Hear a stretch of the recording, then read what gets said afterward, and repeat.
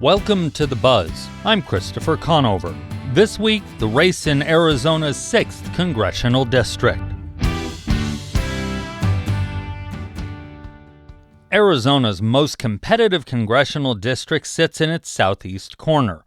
While many of the state's other districts are gerrymandered to a point of nearly ensuring a victory for one side, the 6th Congressional District closely reflects the Arizona electorate, a slight Republican edge, and a near even share for Democrats and voters with no party affiliation. This year's race in CD6 features a repeat of 2022, which saw Republican Juan Ciscomani defeat Democrat Kirsten Engel by 5,200 votes. When The Buzz asked each candidate for an interview, we also asked that they pick a location. Ciscomani's staff chose an event at Pima Community College's Northwest campus, where he was honoring veterans who continue to serve their community after leaving the armed forces. Only this one, the greatest country on the face of the earth. And that's only possible because of the American dream that is alive, that's only possible because of what you've all done to defend our nation, defend liberty, and give us the freedoms that we have today. So stories like mine would not exist, would it not be for what you've all done for our nation. We spoke with Ciscomani just before the event. 2 years ago, you and I sat down in the studio. Yeah. You were running, and so here we are 2 years later. You're now the incumbent. If you could sum up, what's the great moment of your first 2 years? What are you most proud of? What sticks out in your mind the most? Well, I think it's an addition of all those things. When you look at the fact that when we won in November, we really broke a glass ceiling there. We became the first immigrant from Mexico in Arizona's history to win a congressional seat, the first Hispanic Republican to be elected to Congress, the first Hispanic overall outside a Hispanic district in Arizona. So, it was the first in a lot of ways. But the reason that I ran wasn't to break those records necessarily. It was to do the work, to actually go to work in my community, in the community that I grew up. And it's been anything but a normal year. The 118th Congress, right? It starts off with a long series of votes for the Speaker of the House. I give the nomination speech on the record-breaking round of the 10th round, which 100 years ago it had gone that far. So this was the record-breaking one. I always say that my speech was so good it only took 5 more rounds to actually seal the deal. But it was that, and then of course we went to work immediately on the agenda that we had. Shortly after that, unfortunately, Kevin McCarthy gets ousted as Speaker of the House. The House goes in turmoil. So we've lived a lot of historic moments, but in spite of all this, we've found a way to be productive. And one of the things that I'm very proud about is the resources that we've been able to bring back to the district. When you look at last year, securing $26 million back to the district, $34 million this year that we'll be able to secure them finally, a final step at the end of the year. But all that is being able to be done because I'm in the Appropriations Committee, the only freshman to be appointed on the Appropriations Committee when the 118th started. So all these things have set me up in a good way to be able to come back to the district and deliver results. That's what it's all about at the end. We can talk about the politics, the one-liners, the sexy tweets, the social media stuff, but what do we have to show for at the end? And then the other thing I'll say is, of course, the work we've done on the border, introducing bills and making it out of the House, and then our veterans, which is why we're here at the event today that I'll be glad to talk about in a second. But those are the things that we're very, very proud about. Let's talk about the border. Your campaign website says that's issue number 1. Your opponent and the Democrats as a whole come after you on the bipartisan immigration bill that did not come out of the Senate, but you've not been a big fan of it, it seems, in the comments that I've seen you've made. What was wrong with that bill, especially since the Border Patrol Union, which endorsed you, had endorsed that bill? That's a great question, and I'm glad you actually set the question up in the right way, because you'll be surprised how many people ask me, why did you vote against that bill? Well, that bill never made it over to the House, but the narrative has been that some of us killed the bill either by a vote or by just, telling the Senate what to do. The reality is that the Senate that is controlled by the Democrats could not pass that bill. They talk a lot about the bill being bipartisan. Well, the thing that was more bipartisan was the opposition to that bill. Even Raul Grijalva here in Tucson opposed the bill on a very strong basis as well. So the bill had a lot of issues with it. Now, I would always be open to work on whatever issue that was. If had it made it over to the House, I would have been at the table to work on that. But as a legislator, it's my responsibility to highlight the things that I have an issue with. So I'll tell you real quick. The main top one was that it allowed up to 5,000 people to enter the country and be encountered at the border for 7 days straight before the border was actually secured and closed and prevented more people from coming in. That's 150,000 a month. That's not a good formula to be able to stop this. And the worst thing about that is that it didn't include the 5,000 mark, did not include unaccompanied children. That is dangerous because when that happens, the cartels write up a business model and say, well, if the kids don't count towards the 5,000, then that's our new market. So that was very dangerous. It didn't include remain in Mexico. No money to finish up the wall, a lot of billions of dollars for shelter and transportation. So some of the priorities were way off on that. Now, it did include some things that I could have get behind, like pay raise for our Border Patrol agents, which is one of the main reasons why the Border Patrol Council endorsed that, because it's their job to try to get their officers more pay, which I support as well. So some things on the bill I liked, and other things I didn't like. And my statement was critical of the things that I didn't like, that I would have worked on had it made it to the House. I happen to be reporting in Washington, D.C., covering our Arizona delegation in 2007, the last time comprehensive immigration reform got close. It failed the week we were there. Is this another example maybe of striving for perfect when we just need good? Well, this is an example of trying to put too much into one bill that will have a hard time getting through the way that this one did and the 2007 one did. And possibly if we have another package that includes more and more things, it becomes harder for this to see good success on both sides.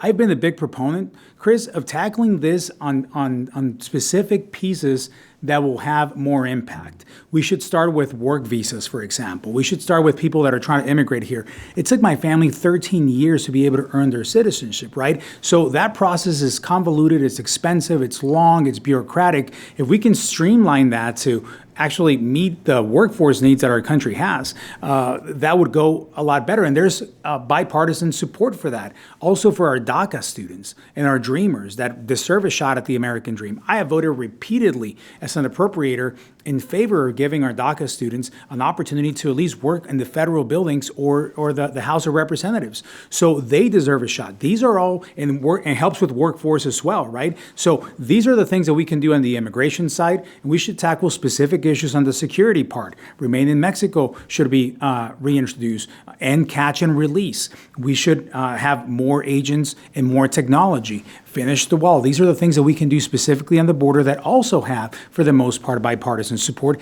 And then the trade and commerce. This is something that if we invest in our ports of entry, it helps the Arizona economy because Mexico's our number one trading partner. So if we pick specific things on these three issues, immigration, trade, and security, we could actually move the needle. So I don't have the luxury of waiting for a big package to actually pass for me to say, okay, we've done something. I'm moving along, and that's why one of my border security bills to add penalties to high-speed chase drivers that end up injuring or killing people on that activity passed the House with every Republican and 56 Democrats, Chris. 56 Democrats voted for my border security bill, went over to the Senate, and Chuck Schumer never let it see the light of day. So that's an example of what I'm saying. If we tackle this piece by piece, we can get support from both sides. Let's switch topics because we only have so much time. Sure, you and I could talk for 2 years about the past 2 years, I have no doubt. Big issue all over the country. Arizona has it on the ballot this year. Abortion. You've said you'll never jeopardize a woman's health. Where do you stand on a federal ban? I oppose a federal ban, and I've been very clear on that. And one of the challenges that we're seeing is my opponent, Kirsten Engel, lying about my position. She lied about it last time, and she's lying about it again with all the outside allies that she has coming in and filling our airwaves with complete falsehoods. I was clear on my last commercial that I also put out on saying, listen, this is what she's saying and it's all lies. And then we point to all the places that I've talked about where I stand, which is opposing a federal ban, supporting exceptions for rape, incest, for the life of the mother, a big supporter of IVF, and anybody that wants an opportunity to grow a family should be able to do that. More money for women's health issues as well. As an appropriator, I found out that only 11% of health research goes to women's health research. That's unacceptable. So I've fought for that as well. So my position has been very clear on this. And the federal government right now doesn't have a role in banning this issue. The Supreme Court put it back on the states, and that's where it belongs now. What about some of your votes to ban abortion medication being allowed to come through the mail? Keeping the Department of Defense from funding travel if a military member is assigned to a state that doesn't have abortion, things like that. Some would say that sounds like a national ban, sort of. Well, again, the federal government, through the Hyde Amendment that has been in place for a long time now, doesn't allow for the federal government to be spending federal dollars and taxpayers' money into this issue as well. So my position is consistent with what the law has been, and that's where that comes from. Now, some of these different votes that we're talking about were part of the appropriations process, and when the final bill and the ag bill, for example, came up on the floor, I voted against that bill because it had different issues. So again, they don't share the full story on this. Legislation moves through with a lot of different steps, and they try to pick a little piece of one part of the process, but they miss the reality of it or what happened at the end. You're meeting with veterans today. Yeah. This district has two big economic drivers with Davis-Monthan Air Force Base and Fort Huachuca, and then we'll lump in Raytheon, not that they're military, but military and industrial. What needs to be done to ensure that Davis-Monthan stays open? Fort Huachuca has water issues going back and forth with the San Pedro River. What can you do to make sure, because they are big economic drivers for this district? Absolutely. The first thing, and one of the main ones that, believe it or not, has been under challenge recently, is for the government to stay open and functioning. Twice has the government been in danger of closing, and I've voted against that because we need to make sure that that our military bases are protected, funded, and supported. We need to be supporting every mission that flies out of DM, and also the cybersecurity and intelligence missions that we see over in Fort Huachuca as well. Yes, it has water issues, PFAS actually water issues in DM as well as San Pedro, as you mentioned, in Fort Huachuca. So these are all things that we can continue to work on. For Fort Huachuca specifically, one thing that we've done is the land transfer between Sierra Vista and Fort Huachuca, that we were able to help orchestrate that with the city of Sierra Vista. So it's working with our local communities to make sure that they are well supported and in every aspect possible, and also taking care of the veterans, which, as you know, we're here today to honor veterans that served and then continue to serve after they left active duty, and we're here to recognize that. So it's a whole approach. When you see that we have 70,000 veterans in our district, that's the 9th largest veteran population in the country, right here in CD6, that automatically becomes a top priority for us. All right, Congressman, thanks for sitting down with us. Always good to talk to you. Thank you so much. That was Juan Ciscomani, the incumbent Republican running for Arizona's 6th Congressional District. You're listening to The Buzz. After the break, we hear from Ciscomani's opponent, Kirsten Engel. Stay with us. The candidates for November are set. I know Donald Trump's type. Between now and Election Day, we are not going back. A campaign season unfolding faster. Kamala Harris is not getting a promotion Than any in recent history. Make America great again. Follow it all with new episodes every weekday on the NPR Politics Podcast. Welcome back to The Buzz. I'm Christopher Conover. We're looking at the race for Arizona's 6th Congressional District this week. The Democratic side of the ticket is represented again by former Arizona state lawmaker Kirsten Engel. Here we are again. Thank you so much for coming here. Oh, yeah. Oh, sure. Okay. Her campaign suggested we head down to Sahuarita and talk as she finished up a meeting and tour at the local food bank. What's good for you all? And you were right there before, right? Yeah. Zach will sit next to you and man the... Second time around for you on this seat. Why put yourself through this again? You know, I love this community. And, right now we are in a place that I think just illustrates why. I just spent the morning here talking to the folks running this place, and it is just amazing, the services that they're providing and their whole conception of how to serve the community. It's so much more than a food bank, as it turns out. They've got all these incredible programs for workforce development and education. They've got a welding program. They have a full kitchen. They're struggling with a lot of issues, though. And we had, really great conversations about the challenges here in the rural parts of this district. There's a lot of need. I think I've got a lot that I can do to help, from bringing my experience and bringing my passion and my empathy, my know-how. And I wasn't satisfied with what we're getting in our current representative. Well, let's jump into some issues. You've had 2 debates with Representative Ciscomani. Big topic in both of them has been the border. In both of those debates, you have mentioned that the Biden administration, I think the phrase you used was, came late to the border party. What made you say they came late? Well, I think it's different when you live here and you experience the border, and you see the stress that just the large numbers of people coming to make a better life in our country and fleeing violence, gang violence, horrible conditions in their own country. But it is a large numbers, and we've really seen those numbers spike over the past 2 years. They're down now, but I don't think the Biden administration really responded to the stress of that, and the concerns that we were not, so much of our law enforcement resources were then being diverted to processing the migrants and their asylum claims. That wasn't good, but of course, we've seen the Trump administration, and they didn't have good policies either. They had some very harmful policies that I'm not sure we've recovered from in terms of separating families. And so neither party has done a good job. They're not here, and I think it's our job here as people in this community.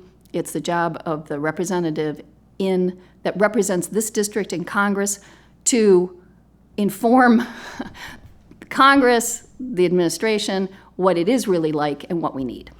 Interesting you say it's the job of this representative to inform Congress. Let's look forward 6 months. You've won. You're now Representative Engel. How do you convince a representative from Kentucky, from Iowa, who's never been down here in Sahuarita, let alone on the border, what the issue is and what's the bill that's got to get passed? Well, I think we saw the bill that needed to get passed. We saw the bipartisan border deal that really had so much in it. It wasn't a perfect bill, but it was as I've said before, a real step forward. It really had a lot of resources to address the very issue that I'm talking about, making sure that we had the resources to process the migrant asylum claims so that Border Patrol agents could do their job. It also reinforced those Border Patrol agents, more boots on the ground. And it gave real resources for dealing with the fentanyl crisis that we know. So much of the fentanyl that's been decimating our communities has been coming in across the border. And so I think people do now understand what is going on, and some members of Congress were willing to put together a deal that had surprising amount of support, and surprising amount of support from the right. The Border Patrol Union. Senator Langford was one of the main negotiators. And we heard how upset they were when that deal fell apart. So I think that that was a solution. I do believe that the representative from this district has a responsibility. This is one of the few border districts in the United States to push forward and to embrace or support real bipartisan solutions when they are presented. Or at the very least, say, great, that's a great beginning. I've got some quibbles with it, I'll work with it, but I am so glad to see that we've got something real to work with where we could have something like the Border Patrol Union and President Biden willing to be on board. We saw this bill fall apart for, depending on who you ask, lots of different reasons. In 2007, last time a big comprehensive immigration reform bill got close, it fell apart. Do you think Congress can't do a big bill and maybe it would be better to do it in little pieces, passed as individuals instead of one giant omnibus? I don't think that that's the way to go, because how are you going to get it passed when we have such an evenly divided, very evenly divided Congress, a divided government right now? We can only, I think, get something passed that actually is a compromise that has both the security and addressing at least an aspect of the immigration issue.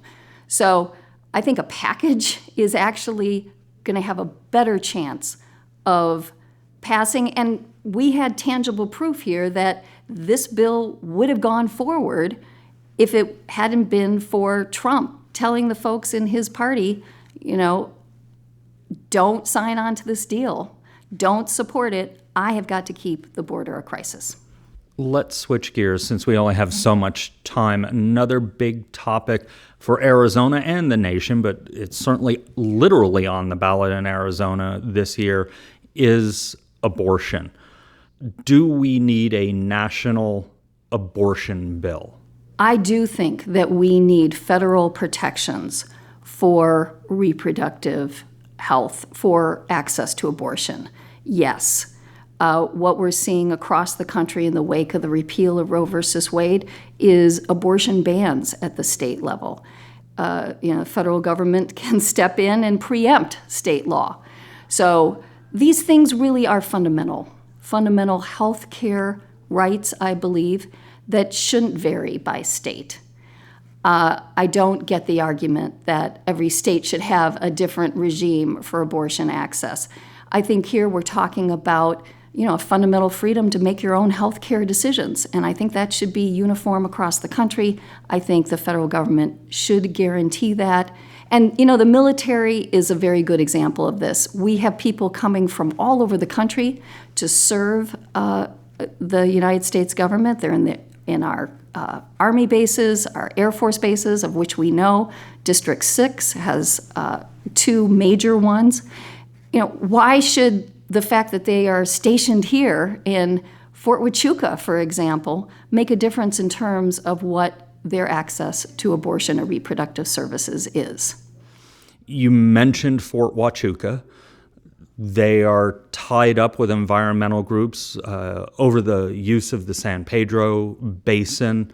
How do we ensure that when it comes to the military, also with PFAS issues, those bases, which are major parts of the district's economy, are preserved, but at the same time, there's clean drinking water or the correct amount of water for the people who live around those? Well, you're highlighting a really critical issue, and it's tough. There's a lot of demand on our water. Water is already scarce. We have drought conditions. We're seeing that get worse because of climate change. And we know we also need to be addressing climate change. I don't feel like there's been enough attention on that. But we have to start somewhere. And right now, we are in ground zero in terms of actually planning for that future, seeing what will we need in order to make sure that we have the water that's needed for a growing community here, for the military bases, for our natural areas. Those natural areas are very important, but we can't just ignore it and make it go away. I don't think that there's super easy answers I can give you right now, but we at least have to figure out, well, what are the water needs? What will be the growth? So I'm an optimist about what we can do. The technology in this area has been amazing. Arizonans and their resilience is amazing. And I believe that we can figure it out. When you were in the legislature, you were one of the members who was working on what became the drought contingency plan. You wrote an op-ed in 2022 in the Daily Star about the failures of the Biden administration over those Colorado River cuts, and you said, boy, they missed the opportunity. They didn't come in and do what they said they were going to do to get everybody to the table. So again, as a representative in Congress, what would you do to make sure everybody got to the table? Well, that's important. Those are, high-level, important negotiations. I want to fight heck to make sure that, Arizona gets its fair share of that water in those negotiations. But sometimes we do need the federal government to kind of knock heads and make sure the states are getting together and making those important decisions. They have the technical know-how, the scientific know-how to really understand the river system. So it's really imperative to have the federal government on top of the game, basically setting some clear expectations for the states. And then I think the states, we need to then do our homework and say, okay, we're doing our homework to make sure that we're using the water efficiently, we're really managing our water, we're planning for our water, and here's what we're entitled to, and we're going to use it well. All right, well, thanks for spending some time with us. Well, thank you. That was Kirsten Engel, the Democrat in the race for Congressional District 6. And that's the buzz for this week. Tune in next week as we look at the race for Arizona's Corporation Commission. You can find all our episodes online at azpm.org and subscribe to our show wherever you get your podcast. Just search for The Buzz Arizona. We're also on the NPR app. Zach Ziegler is our producer with production help from Desiree Tucker. Our music is by Enter the Haggis. I'm Christopher Conover. Thanks for listening. AZPM's original productions are made possible in part by the Community Service Grant from the Corporation for Public Broadcasting and by donations from listeners like you. Learn more at support.azpm.org.